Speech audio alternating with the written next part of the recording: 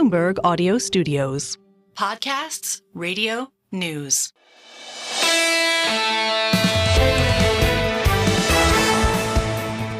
Single best idea out on Apple Podcasts. Thank you for your attention. We can see it on Chartable. I mean, it's really, I'm really gratified by your ability to take 6 minutes of what we do, usually 2 thoughts from some of our guests. When we put it together, we've got 4, 5, 6 thoughts. Have to figure out which ones to play. It's pretty random, and it's just around a good conversation we have on economics, finance, investment, and international relations. An intense conversation today with James Stavridis. He's the Admiral of the United States Navy. His Leaders Bookshelf is one of my top recommendations. It is an outstanding book to get you in front of 30, 40, and 50 other books that are required reads. Just his comments on Lee at Gettysburg in that book are extraordinary. Can't say enough about Leaders Bookshelf. And of course, my book of the summer, I believe last summer, the summer before, 2034, speaks to the projection of the United States Navy around the world. And in the mood now, and particularly in the mood in Milwaukee, is isolationism. Admiral Stavridis on America's new isolationism. Let's look at history. Late 20s, we tried this. We walked away from the League of Nations. We built enormous tariff barriers, the Hawley-Smoot tariffs. We isolated from the world.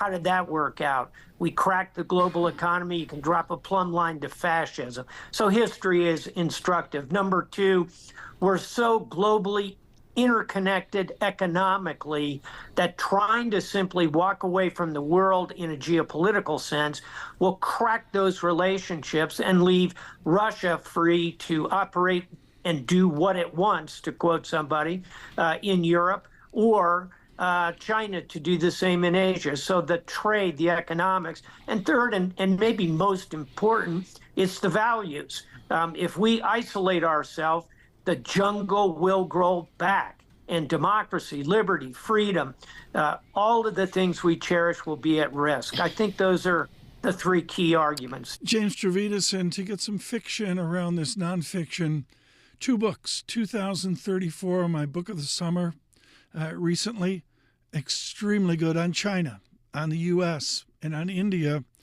and also a 20-year sequel from 2034 to 2054. That just coming out recently, Stavridis and Ackerman, and the 2 of them together are just outstanding perspective, perhaps, on where we are heading.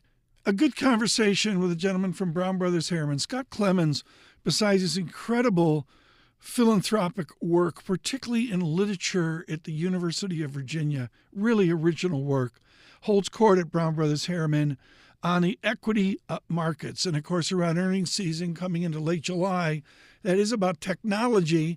And of course, Johnson & Johnson today not doing all that well. Don't know where the stock is, but it's like a non-tech company doing new and interesting things. Do the other 483 S&P stocks, do they need to be more like NVIDIA? NVIDIA is great, don't get me wrong. You don't want to be like NVIDIA, you want to benefit from NVIDIA. So technology in a portfolio isn't necessarily only technology companies, it's technology-enabled companies. The companies that benefit from that, I think, are every bit as important going forward as the companies that actually create the benefit. That was the lesson of 1999 and the dot-com boom. The companies that were the forefront of that wound up being at the bleeding edge of that. The companies that benefited from that, to the own benefit of their own profit margins and their own competitive positioning, those are the ones that had staying power. Scott Clemons, Brown Brothers Harriman. Can't say enough. Back-to-back Bloomberg Business Week. Wow. An edition with Mr. Arnault of LVMH, and now an edition with the former president of the United States, Donald Trump. Brad Stone and his team have pieced together a superb effort on the business, the economics, the Jerome Powell of where President Trump is heading if he's elected in November. Must reading from Bloomberg Business Week. On Apple Podcasts, this is Single Best Idea.